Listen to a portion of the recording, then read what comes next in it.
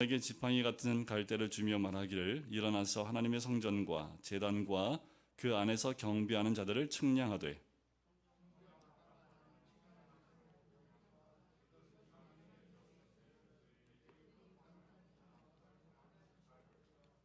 내가 나의 두 증인에게 권세를 주리니 그들이 굵은 베옷을 입고 1260일을 예언하리라.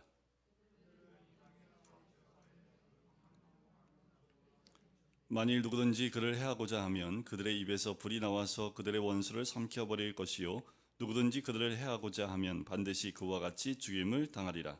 그들이 권능을 가지고 하늘을 닫아 그 예언을 하는 날 동안 비가 오지 못하게 하고 또 권능을 가지고 물을 피로 변하게 하고 아무 때든지 원하는 대로 여러 가지 재앙으로 땅을 치리로다. 아멘. 오늘 본문에 두 증인이 등장합니다. 오늘 증인하면 헬라말로 마르크스라는 단어를 쓰는데 그 뜻은 목숨을 걸고 주님을 증거하는 자라는 뜻을 갖고 있습니다. 여러분들 영어로 순교자라는 단어가 있는데 그 어원이 되는 단어가 이 마르티스에서 나오는 단어입니다. 영국의 유명한 설교자인 찰스 스펀저 목사님 설교 가운데 이런 예화가 나온 게 있어요. 그분이 심무하던 메트로폴리탄 태버네클 교회에 버틀러 부인이라는 여자 성도님이 있었습니다. 이 여자 성도님이 너무 섬기고 싶은 마음이 간절한데 문제가 있어요. 몸이 너무 약해요. 무엇인가 하기에는 너무나 몸이 약하기 때문에 봉사나 헌신을 할 수 없는데 이분의 소원 가운데 주일학교 교사가 되는 것이 꿈이었고 또 그것이 비전이었습니다. 그래서 항상 신청을 했지만 아무래도 이 몸의 연약함 때문에 하지 못했습니다. 그런데 이분의 간절함 때문에 정교사는 하지 못하더라도 보조교사로는 할 수 있겠다 해서 보조교사로 헌신을 하게 돼요. 날로 몸이 쇠약해져도요, 그녀는 그 누구보다 열정적으로 복음을 전하면서 이렇게 호소하곤 했습니다.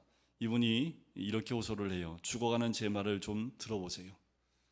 죽어가는 제 말을 조금만이라도 귀담아 들어보세요. 이것이 이분이 복음을 전하는 첫 번째 말씀이었습니다. 이 호소 때문인지 몰라도 이분이 평생 전도했던 인원이 대략 6,700명 남짓을 전도를 했다고 해요. 이분이 소천하시고 난 다음에 교회의 비석에 이런 글을 남기게 됩니다. 우리의 어머니인 그녀의 말을 여기에 새깁니다. 죽어가는 제 말을 좀 들어보세요. 여러분, 우리 모두는 이 죽음의 길을 가고 있습니다. 누구도 예외는 없지요. 다만 예수를 믿는 우리는 육신만 죽을 뿐이고 우리의 영은 영원한 생명을 얻게 되지요. 그런데 이 땅에는 예수님을 몰라서 영원한 죽음으로 걸어가는 인생이 너무도 많습니다. 죽어가는 그 영혼들을 살리기 위해서 예수님을 증거하는 것보다 더 중요한 일은 없겠지요. 여러분들, 우리가 이 땅에 사는 가운데 주님이 우리 계신 사명, 가장 큰 사명은 죽어가는 영혼을 주께로 인도하는 것보다 더 큰 것은 없습니다. 우리는 예수님의 증인이 되어 복음을 증거해야 하지요. 이 땅의 세력은 아무리 우리를 괴롭히고 또 우리의 복음을 전하는 것을 막으려 한다 할지라도 참 교회는 반드시 승리할 줄 믿습니다. 그렇다면 오늘 본문에 나오는 예수님의 증인이 하는 일은 무엇일까? 오늘 1절에 무슨 일을 하는지가 먼저 등장을 합니다. 또 내게 지팡이 같은 갈대를 주며 말하기를 일어나서 뭐 하라고요? 하나님의 성전과 제단과 그 안에서 경배하는 자들을 측량하되 라는 거지요. 자, 우리가 재앙을 두 가지 재앙을 이제 나눴습니다. 7인 재앙과 7 나팔 재앙. 지금 6번째 나팔 재앙까지 우리에게 보여주셨지요. 하지만 이 모든 재앙들 가운데에도 이 재앙으로 사람들이 돌이키지 않는 것을 보게 됩니다. 어떻게 하면 그들을 돌이킬 수 있습니까? 오직 복음밖에는 답이 없었던 거지요. 오직 복음으로만 거듭날 수 있다고 말씀하십니다. 그것을 작은 두루마리로 주셨고 그 두루마리를 먹어버리라. 그 성경의 권세를 보이시면서 여러분들 우리가 각자가 있는 그 반모섬에서 그 두루마리를 먹고 소화시켜서 예언하라고 우리에게 사명을 주셨지요.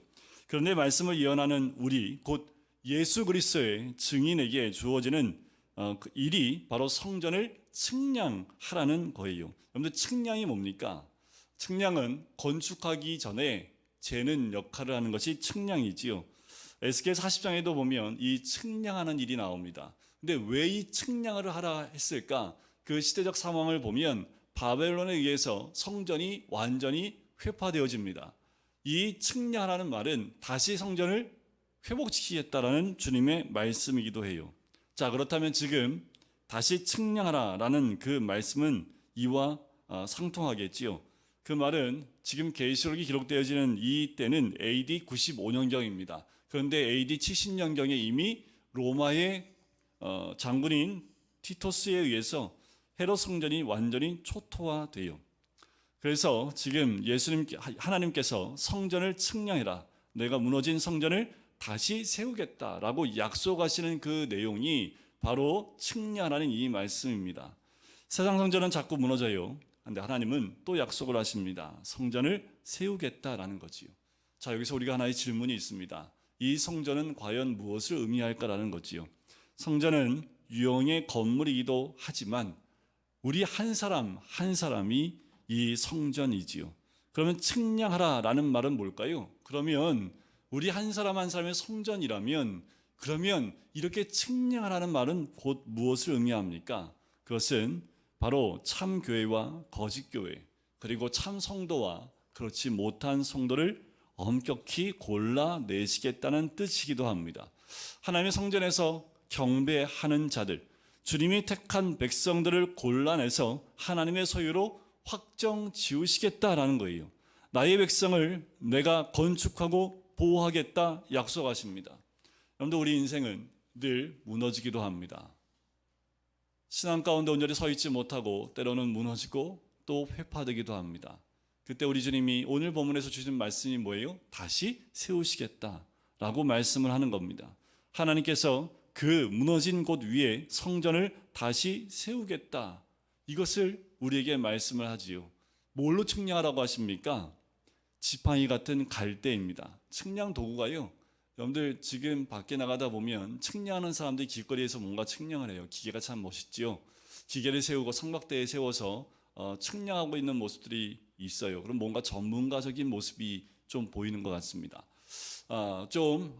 금빛 나는 무엇인가 이렇게 막대기 같은 걸로 하면 사람들이 주목할 텐데 지금 무엇으로 측량을 해요?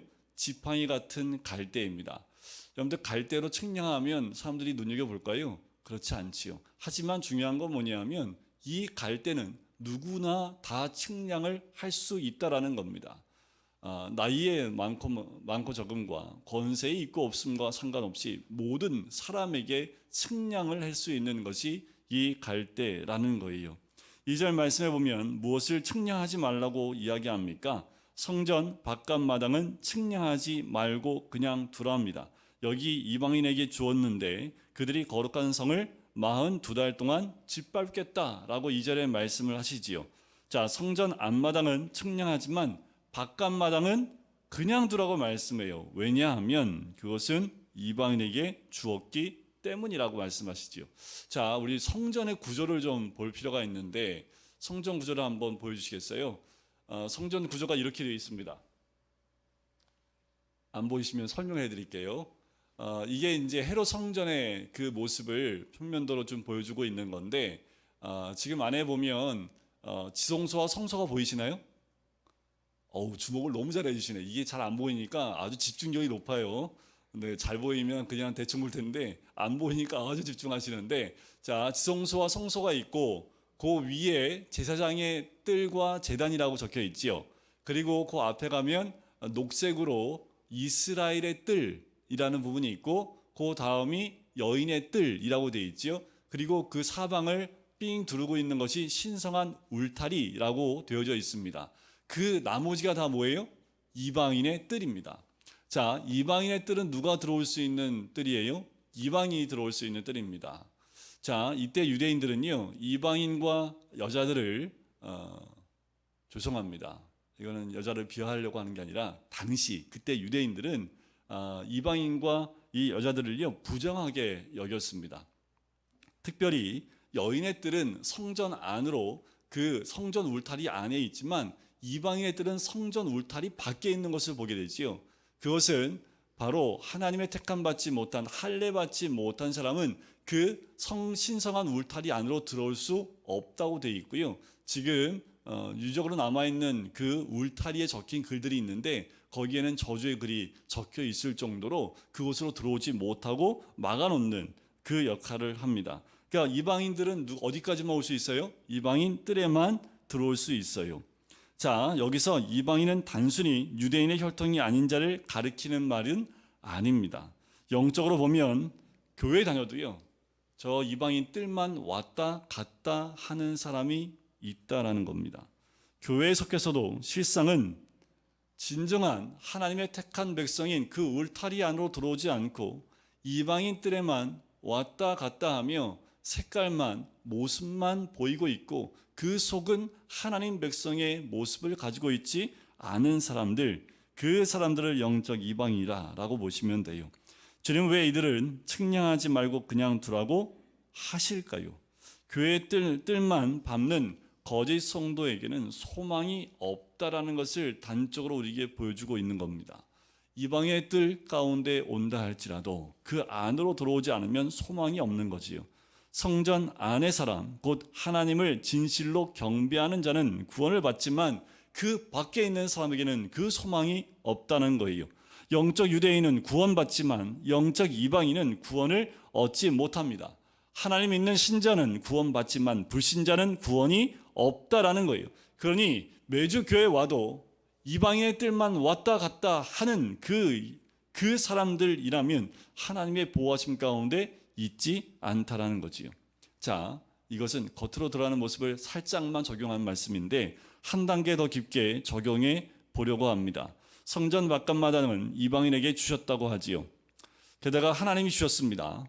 그리고 이방인들이 성전 밖을 몇 달 동안 짓밟으라고 하셨습니까? 몇 달 동안이요? 42달 동안. 자, 이게 무슨 뜻일까라는 거예요. 자, 성전은 예수님 자신을 의미합니다. 더 나아가서 우리 한 사람 한 사람을 가르치기도 하지요. 자, 우리가 성전이에요. 그렇다면 성전 안은 어디일까요?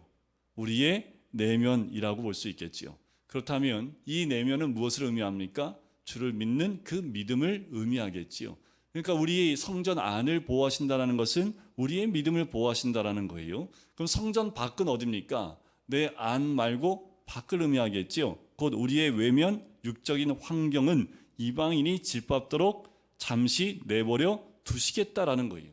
거룩한 성을 짓밟으리라고 하셨으니까 성전 밖 마당도 거룩한 곳인데 원수가 마음대로 짓밟도록 내어주신다라는 거죠. 그러니 측량하지 말라는 거예요. 자, 나의 환경, 현실적 문제는 하나님이 잠시 건축하지 않겠다라는 겁니다. 자, 계시록을 통해서 하나님은 이 땅에 닥칠 여러 재앙을 이미 보이셨지요. 그 재앙은 불신자에게만 임하는 재앙이 아닙니다. 우리 믿는 모든 자들에게도 임하는 재앙이라는 거예요. 예상치 못한 자연재해, 사건, 사고가 우리에게 닥치게 되면 속수무책입니다. 성도의 삶에도 하나님이 허락하시는 범위에서 짓밟힘이 일어날 수 있다라는 거지요. 그래서 우리에게 삶의 고난이 있는 거예요. 여러분들, 이런 역할을 하는, 이방인 역할을 하는 사람들이 누굴까요? 때로는 가족이 그 역할을 할 때가 참 많이 있습니다. 그리고 우리 주변에 가까운 사람들이 이 역할을 할 때가 많지요. 그러나 성전 바깥이 이방인에게 짓밟혀도 성도는 하나님이 보호하고 건지시는 줄 믿습니다. 이방 세력이 아무리 나의 겉을 짓밟고 못 살게 굴어도 예수 믿는 우리의 속은 없어지지 않는 거지요. 왜냐하면 하나님이 지켜주시기 때문입니다. 여러분, 이것이 믿는 자의 모습입니다. 어떻게 지켜주실까요? 이미 잠언, 우리 욥기에서도 나와 있는 말씀대로 무참히 환경에 어려움이 온다 할지라도 그 환경의 어려움이 결국 우리에게는 어떻게 다가옵니까? 우리의 믿음을 정금과 같게 만드는 사건으로 온다라는 거예요. 믿음에 있는 우리에게는 삶의 고난과 그 어려움 가운데 있는 모든 그 어려움들이 나의 믿음을 정금같이 만든다라는 거지요. 여러분들, 정말 무서운 건요, 여러분들, 우리를 핍박하는 부모도 아니고 남편도 아니고 아내도 아닙니다. 원수는 어디 있는지 아세요? 진짜 원수는 이 안에 있습니다. 우리 안에 있는 미움, 시기, 질투, 분노가 내 안에서 나를 휘어잡기 시작하면 그 원수를 잡기가 참 어려워요. 여러분들, 미워하는 사람은 안 보면 땡이죠. 안 보면 끝인데 우리의 속에 있는 것들은요, 안 볼 수가 없지요. 나의 바깥마당이 짓밟히는 여러 사건을 통해서요, 내 속에 사는 원수의 실체를 깨닫고 회개하라고 말씀하십니다. 여러분, 우리 안에 있는 진짜 원수를 볼 수 있어야 되고, 이것을 회개함으로 주께로 나올 필요가 있는 거지요. 그것이 나의 외면도 거룩해지는 진정한 비결입니다. 이것이 두 증인, 곧 성도의 역할이지요.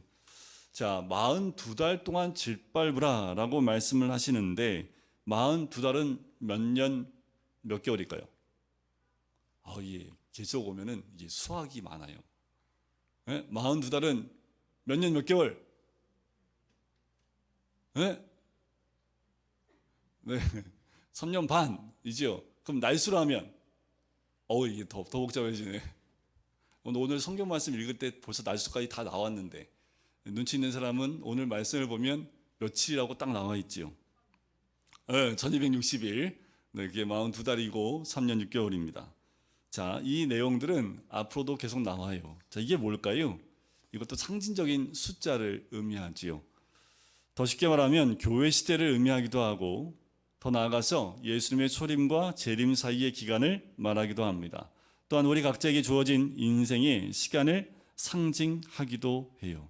자, 주님의 초림과 재림 사이에 교회사를 통틀어서 복음이 가장 많이 전파된 때입니다. 복음이 전파되면 전파될수록 더 많은 외적인 핍박과 또 위협이 고조가 되지요. 자, 42달 동안 짓밟으리라 라는 말씀은 우리 인생 내내 대적들로부터 공격을 받고 고통을 당하게 될 것이라는 의미입니다. 우리가 믿음의 삶을 사는 동안 이런 고난과 고통들이 있게 될 것을 의미해요. 하지만 그것이 우리에게 유익하기에 하나님이 허락하신 고통이지요. 이 모든 일은 정해진 시간이 있습니다. 기한이 있어요. 얼마 동안이요? 42달입니다. 근데 왜 사도 요한은 이야기를 이렇게 어렵게 썼을까? 반복적으로 말씀을 드리지만 상징으로 쓸 수밖에 없는 것이 당시에 로마의 집권하에 있었기 때문에 그들이 이것을 보고 알지 못하도록 상징적으로 쓴 거지요. 그러다 보니까 이단들이 어떻게 해요? 이 상징을 자기의 입맛에 맞게끔 이야기합니다. 그래서 두 증인이 누구래요? 지금도 살아있답니다. 두 증인이. 이렇게 사람들을 현혹을 해요. 상징이다 보니까 예수 믿는 사람들이 말씀을 잘 모르면 그것에 현혹돼서 넘어가는 경우를 많이 보게 되지요. 갈대로 측량하고 측량받아서 하나님께 보호받는 참 성도가 되는 것, 그것이 바로 우리가 있어야 될 자리입니다. 하나님의 기준점 안으로 들어가야 되지요. 갈대를 들고 오시는 예수님을 만나기를 간절히 소원합니다. 더 나아가서 우리가 갈대를 들고 나아가 측량하는 역할을 감당하는 우리들, 여러분들, 우리 가정을 측량하고 또 내가 있는 공동체를 측량할 수 있는 두 증인이 되어야 될 줄 믿습니다. 3절에 보니까 그 두 증인에게 권세를 주는데 그들이 무엇을 입었을까요? 베옷을 입었습니다. 그 베옷은 회개를 상징해요. 1260일을 예언하리라 라는 거지요. 우리가 말씀을 예언할 때 물리적인 힘으로 싸우려다가 하면 백전백패합니다. 회개하는 모습을 보이는 것이 증인의 태도예요. 여러분들, 어떻게 예언하라고요? 베옷을 입고 예언하라고 하시는 거예요. 우리가 말씀을 전할 때 어떻게 해요? 회개하는 것으로 말씀과 예언을 하라고 말씀하는 거예요.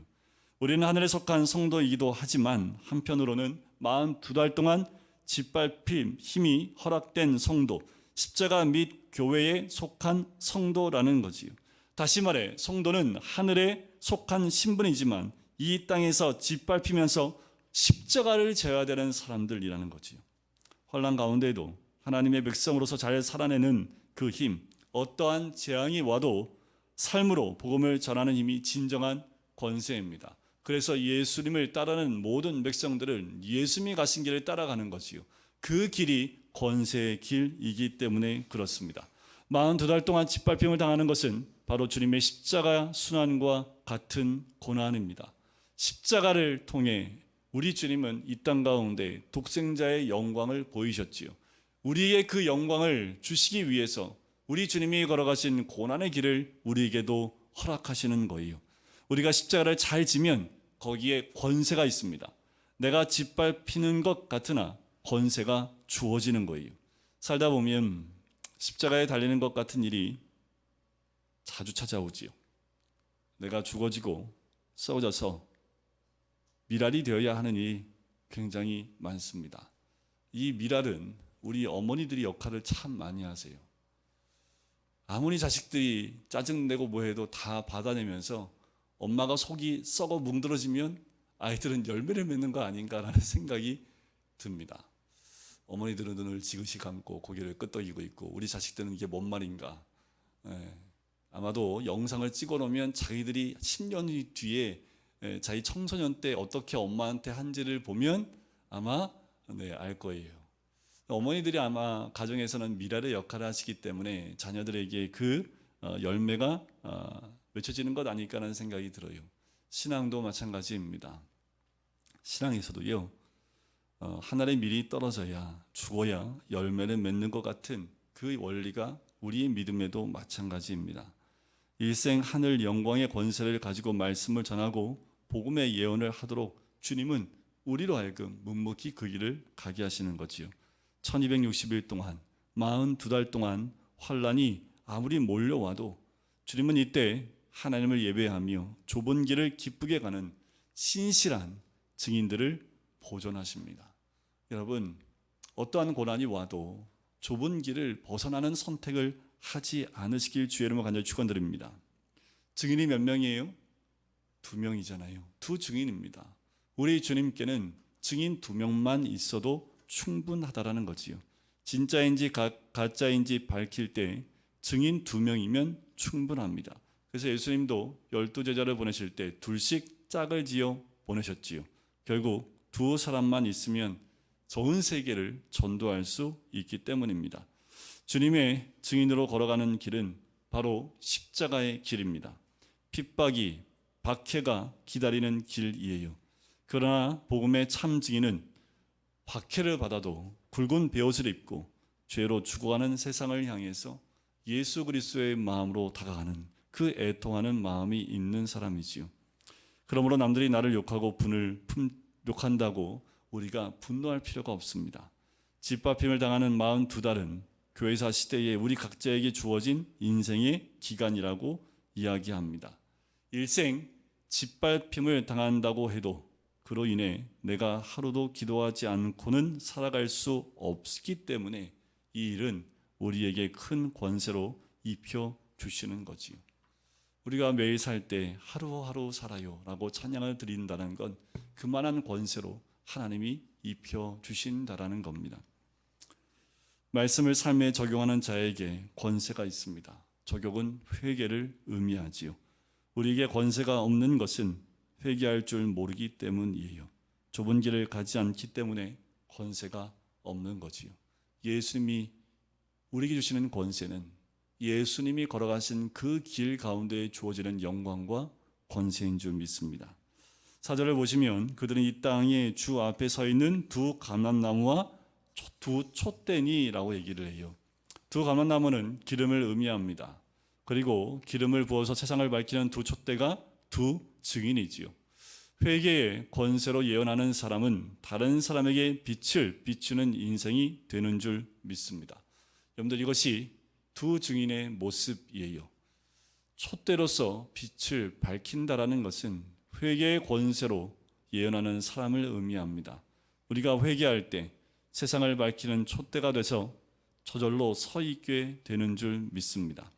여기서 감람나무는 성령 충만의 은혜를 입은 성도를, 촛대는 하나님의 교회를 상징하지요. 그런데 이 땅 가운데 이 빛이 언제 들어왔습니까? 여러 선교사님들이 많지만 우리 로버트 토머스 선교사님, 조선의 참빛을 비쳤던 이 선교사님을 우리는 지금도 기억을 합니다. 영국 선교사님이었고 굉장한 엘리트였는데 한국 땅에 저너럴 셔먼호를 타고 들어오다가 대동강 어귀에서 붙잡히게 되지요. 이분은 뭐 했을까요?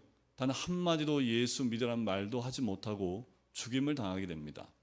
이분이 했던 건 뭐냐면 죽는 그 순간에 한국말로 번역된 성경 5권을 그 자기를 죽이려고 하는 그 사람에게 던져주게 되지요. 그 성경책을 받아든 한 사람이 집에 와서 뭐 했을까요? 그 성경책, 당시에는 종이가 굉장히 귀했습니다. 그래서 그 성경책을 찢어서 도배를 했대요. 이 사람이 하루는 낮잠을 자려고 누웠는데 도배한 그 도배지를 보는데 글이 적혀 있지요. 그 글을 읽다가 회개한 사람이 박충민이라는 분입니다. 박충권이라는 분입니다. 이분을 통해서 평양 대부흥 운동의 시작점이 되었던 분이기도 합니다.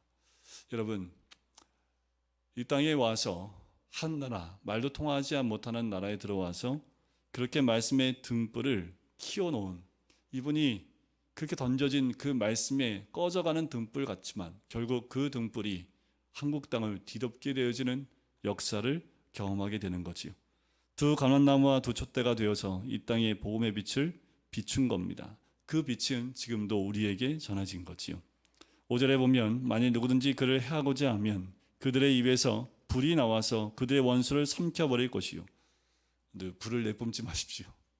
우리 증인으로 불을 내뿜다는 것은 무엇을 의미합니까? 예레미야 말씀에 보면 이런 말씀이 있어요. 볼지어다 내가 내 입에 있는 나의 말을 불이 되게 하고 이 백성을 나무가 되게 하여 불 사르리라. 그 불은 곧 무엇을 의미합니까? 말씀을 의미하지요. 예레미야 6장에도 보면 성령의 검 곧 하나님의 말씀을 가지라. 바로 성도에게 가장 강력한 무기는 말씀입니다. 반드시 기억하십시오. 예언의 말씀, 그 말씀이 우리가 가지고 있는 가장 강력한 무기이지요. 6절에 보면 그들이 권능을 가지고 하늘을 닫아 그 예언을 하는 날 동안 비가 오지 못하게 하고, 자, 이렇게 했던 구약의 선지자가 있지요. 누굽니까? 누구예요? 누구야? 몰라요. 네. 엘리야가 이렇게 했지요. 그리고 권능을 가지고 물을 피로 변하게 한 사람이 또 누가 있어요? 구약에? 물을 피로 변하게 한 사람. 네, 시시 웃으면서 알면서 얘기 안 해요. 네, 모세지요. 자, 아무 때든지 원하는 대로 여러 가지 재앙으로 땅을 치리로다. 두 증인이 말씀의 권능을 전합니다. 참된 성도와 교회를 총칭하는 두 말, 이것이 두 증인의 의미인데, 이렇게 권능의 말씀을 전하는 한 사람, 또 가정과 교회와 공동체를 하나님이 지켜주실 뿐만 아니라 교회에서 주님의 기적을 일으키실 줄 믿습니다. 자, 사도 요한은 두 증인이 가진 권능을 출애굽기와 열왕기서를 인용해서 이야기를 해요.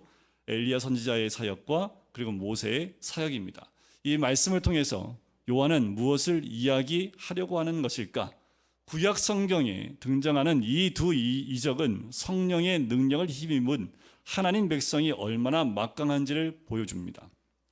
여러분들 기도하면 지금 비가 안 오고 올까요? 중요한 것은 지금 이 엘리야를 통해서 우리에게 말씀하시는 것은 주님의 말씀을 듣는 것이 가장 중요하다는 거예요. 여러분들 엘리야 기억하세요? 850대 1로 싸워서 이겼지요. 그런데 그 다음날 그 여왕은 아니지요. 이세벨이 내가 너 반드시 죽이리라는 말에 꽁무니를 빼고 도망갑니다. 도망가서 어디까지 도망가요? 손이 안 닿는 데까지 도망가요. 거기서 하나님을 만나 뵙지요. 어떠한 소리를 들어요? 세미한 음성 가운데 하나님의 소리를 듣게 됩니다. 진정한 능력은 그 하나님의 음성 가운데 있었지요. 그런데 우리는 참 감람나무이신 예수를 닮아가는 사람들입니다. 하나님의 참 교회로서 복음을 증거하는 자들인 거지요. 나는 아무것도 할 수 없습니다. 나는 단지 주님의 통로일 뿐입니다. 두 증인이 했던 모습이 이런 모습이고, 또 엘리야나 모세가 했던 역할이 바로 이와 같습니다. 이것은 바로 우리의 역할입니다. 우리는 힘도 없고 아무것도 없어요. 단지 주님의 통로의 역할을 할 뿐이지요. 두 증인의 사명을 감당하는 교회는 여전히 세상과 적대적인 관계일 수밖에 없습니다. 교회는 반드시 십자가에서 죽는 원리로 세상과 싸워야 합니다. 그것이 우리 교회의 존재의 목적입니다.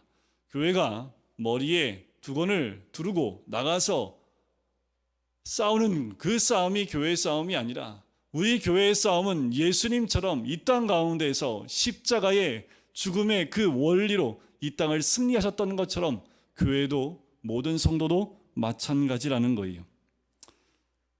주님의 예표인 모세와 엘리야처럼 오늘날 우리도 두 증인으로서 예수를 증거하는 자가 되어야 합니다. 그러면 우리를 통해서 주님의 이적은 반드시 일어납니다. 내가 억울한 일과 짓밟힘을 당했더라도 나의 고난의 환경에서 예수님이 어떻게 역사하셨는가 나타내는 것이 바로 예수님을 증거하는 일이에요. 어떤 환난에도 나와 함께 하셨던 예수 그리스도를 드러내는 것, 그것이 바로 예수님을 증거하는 일입니다. 두 증인은 참교회를 가리키지요. 두 증인의 역할은 뭐라고요? 참과 거짓을 골라내는 겁니다. 연약해 보여도 지팡이 같은 걸 갈대로 우리가 예언할 때 진짜를 분별할 수 있는 거지요.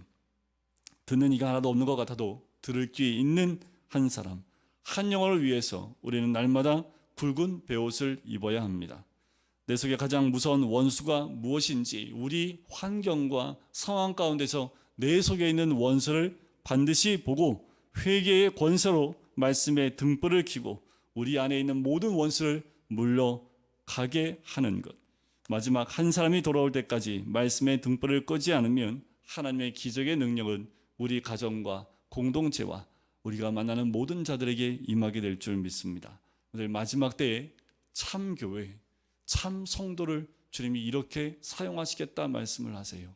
여러분들이 이 쓰임 가운데 있기를 간절히 소원합니다. 이 쓰임 받는 자들만이 이 땅 가운데서 주님이 원하시는, 그리고 마지막 때를 준비하는 하나님의 사람의 모습인 줄 믿습니다. 깨어 계십시오. 그래서 오늘도 우리의 삶을 통해서 예언의 말씀을 드러내 보일 수 있는 두 증인의 삶, 우리가 측량하며 나갈 때마다 하나님께서 우리를 통해서 부어주시는 하나님의 은혜를 누리게 될 줄 믿습니다. 갈대를 하나씩 나갈 때 다 조져야 되는데 갈대 숲이 주변에 없어서 이 이스라엘의 갈대는요 막대기만 해요. 안 아파요. 근데 아프진 않고 막대기만 해요. 굉장히 크고 두껍습니다. 그 갈대를 여러분들 상징적으로 이게 보여준 것은 우리의 삶 가운데 이 갈대가 필요합니다. 그리고 우리의 삶에서 측량되어진 그 거룩한 하나님 성전에서 경배하는 자들의 모습이 우리의 모습이 되어지고 또 그 뜻을 따라서 이 땅 가운데 주의 빛을 드러내 보이시는 우리 모든 성도님 되시기를 주님의 이름으로 간절히 축원드립니다. 마지막 때가 다가오는 이때에 우리가 어떤 모습으로 또 어디에 있으며 또한 주님께 어떻게 쓰임받을지를 바라볼 수 있는 우리들, 믿음의 눈을 열게 인도해 주시고 이 마지막 때 인도하시는 하나님의 뜻이 어딘지를 분별하여 이 땅 가운데 좁은 길을 선택하며 주님의 증인으로서 주님의 증인의 권세를 가지고 나아가 하나님 말씀의 예언을 이 땅 가운데 드러내 보일 수 있는 우리가 될 수 있도록 축복하여 주시옵소서. 감사드리며 예수 그리스도의 이름으로 기도드립니다. 이제는 예수 그리스도의 은혜와 하나님 아버지의 사랑하심과 성령의 교통하심이 두 증인의 삶을 살기를 소원하는 우리 모든 성도님들 머리 위에, 가정 위에, 사업터 위에, 환우들 머리 위에 이제부터 영원까지 함께 하시기를 간절히 축원하옵나이다. 아멘.